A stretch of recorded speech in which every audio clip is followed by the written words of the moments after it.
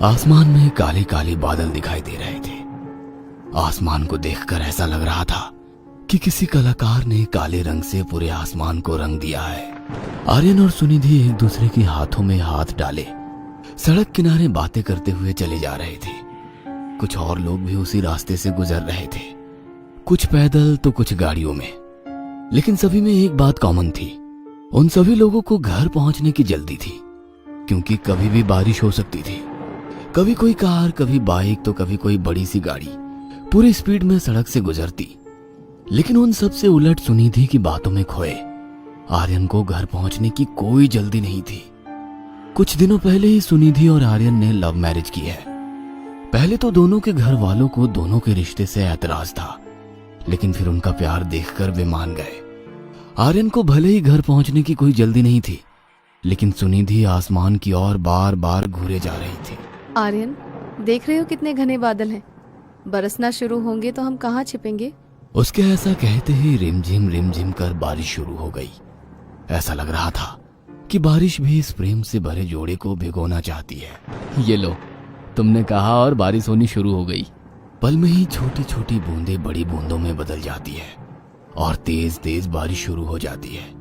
सुनिधि बारिश से छिपने के लिए इधर उधर जगह देखने लगती है, लेकिन आर्यन छिपने के मूड में बिल्कुल नहीं था। वो तो बाहें पसारे बारिश में खड़ा था। ये क्या कर रहे हो आर्यन? प्लीज कहीं शेड के नीचे चलो ना, नहीं तो सारे कपड़े गीले हो जाएंगे। देखो तो, मैंने चुन्नी भी नहीं ले रखी आज। क्यों छिपे हम कहीं? चलो ना भीगते हैं दोनों साथ। क्या आर्यन, तुम पागल तो नहीं हो गए? क्यों? मैं क्यों हो गया पागल? जब तुम छोटी थी तो क्या भीगती नहीं थी बारिश में? भीगती तो थी, लेकिन अब मैं बच्ची नहीं हूँ। अगर मैं तुम्हारे साथ इस तरह भीगूंगी तो लोग क्या कहेंगे? देखो जान, हम सबको इस पिंजरे ने कैद कर रखा है कि लोग क्या कहेंगे। हम सब अपने कई अरमान इस पत्थर के नीचे दबा देते हैं। जिंदगी कैद का नाम नहीं है, खुद के लिए जीना सीखो जान। सच कहो तो तुम्हारा मन नहीं कर रहा है देर तक भीगने का? जहाँ पानी जमा हो गया है वहाँ उस गड्ढे में उछलने का? अरे जैसे बचपन में उछलते थे, ये देखो ऐसे। आर्यन उसे उछल कर दिखाता है। सुनिधि उसे देखकर मुस्कुराने लगती है। हाँ आर्यन, हाँ, मुझे भीगना है देर तक तुम्हारे साथ। मुझे बच्चा बनना है फिर से, मुझे परवाह नहीं किसी की। सुनिधि सड़क किनारे जमा पानी के गड्ढे में कूदने लगती है।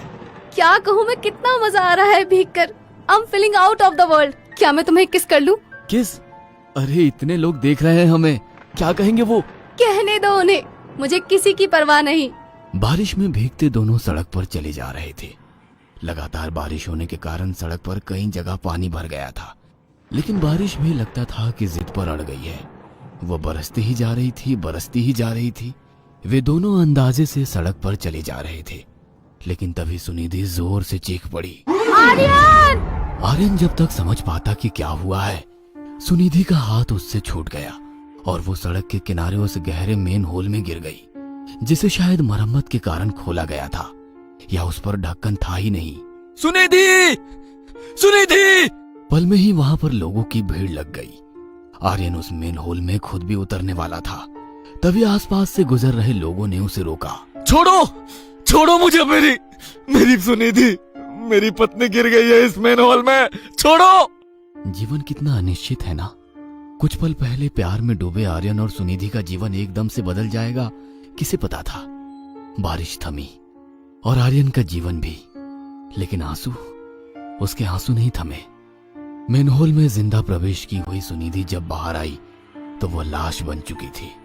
म्यूनिसिपालिटी के लोगों को उसकी लाश को मेन होल से बाहर निकालने में काफी समय लग गया था। मौत बहुत ही गंभीर होती है, लेकिन सुनिधि के चेहरे पर गंभीरता नहीं थी, शांति थी। लेकिन आर्यन अशांत हो गया था। सुनिधि, सुनिधि,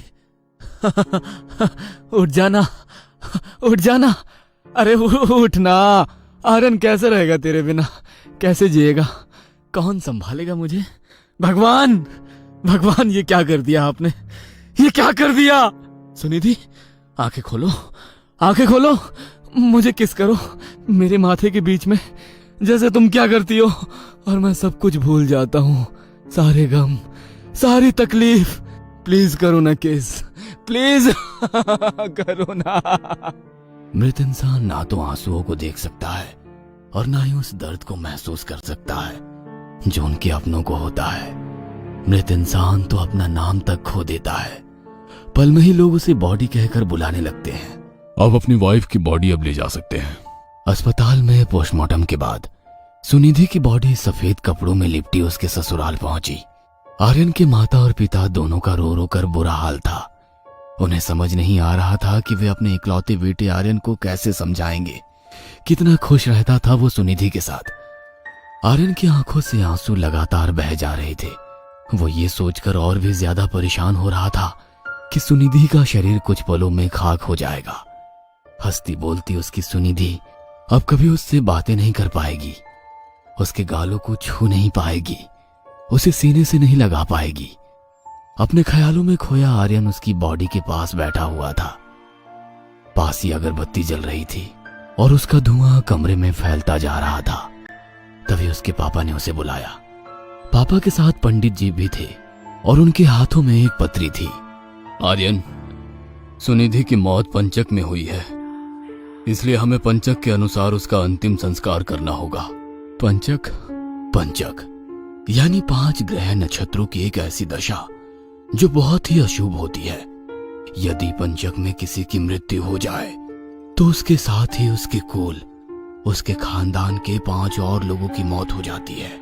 शास्त्र कहता है कि घनिष्ठ पंचकम ग्रामे सदभिषा कुल पंचकम पूर्वा भाद्रप्रदा रथ्या चोतरा गृह पंचकम रेवती ग्राम बाह्याम च एतत पंचकम लक्षणम।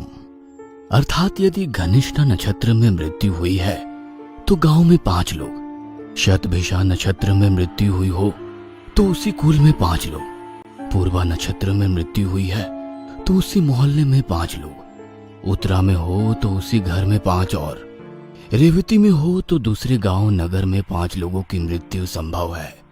और कभी कभी तो ये सभी मौतें भी देखी गई है। आर्यन बेटा, इसलिए हमें पंचक के नियमों के अनुसार ही तुम्हारी पत्नी का अंतिम संस्कार करना होगा, तभी इस अनहोनी से बचा जा सकेगा।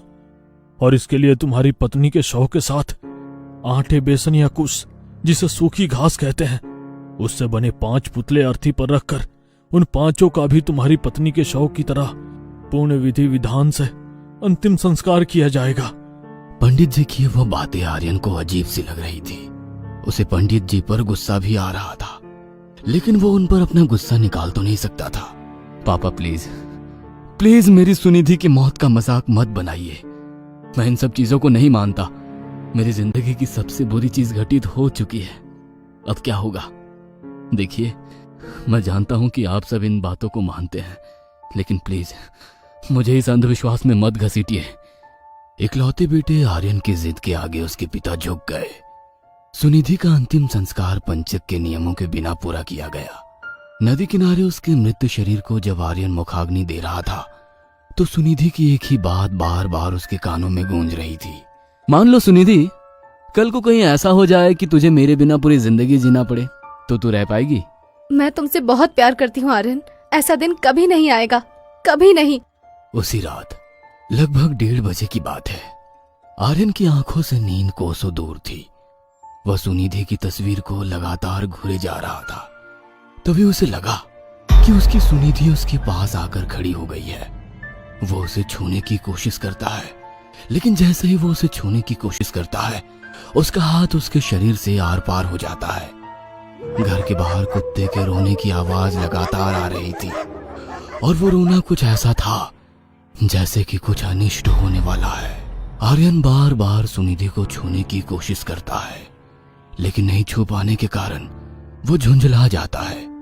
तभी उसके कानों में एम्बुलेंस की आवाज गूंजने लगती है। वो अपनी खिड़की खोलकर घर के बाहर झांकता है। उसके पड़ोस वाले अग्रवाल अंकल को स्ट्रेचर पर लादकर अस्पताल ले जाया जा रहा था। अगली सुबह आर्यन के पड़ोस से जोर जोर से रोने की आवाज आ रही थी। आज सुबह अग्रवाल जी और उनकी पत्नी दोनों की मौत हो गई। आर्यन ने अपने पापा को यह बात अपनी माँ से कहते हुए सुना।